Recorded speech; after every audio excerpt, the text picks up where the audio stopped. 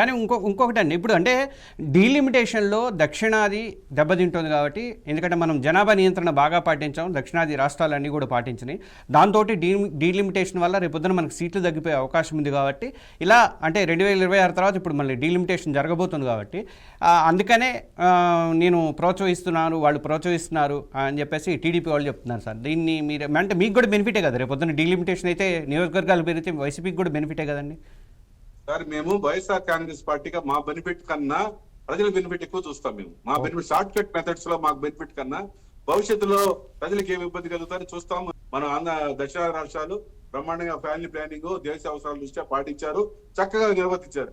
అందుకని మేము అపోజ్ కూడా చేస్తాం. మేమేమంటున్నామంటే ఏరియా వైజ్ తీసుకోండి. ఇంతకుముందు 42 ఉన్నాయి, ఎన్ని ఎంత పర్సెంటేజ్ పెంచుతారు, 2 కలిపి ఇప్పుడు 25 ఉన్నాయి, 8 పెంచుతారు. ఆడ ఎన్ని సీట్లు పెంచితే అదే తామాషాలు పెంచడం తప్ప జనాభా వాళ్ళు పెంచేస్తే అసలు మన దక్షిణాది ఎంపీలు అవసరం లేకుండా గవర్నమెంట్ ఫార్మ్ చేసే శక్తి వాళ్ళకు ఉంటుంది. కాబట్టి మేము దీన్ని పూర్తిగా వ్యతిరేకిస్తున్నాం.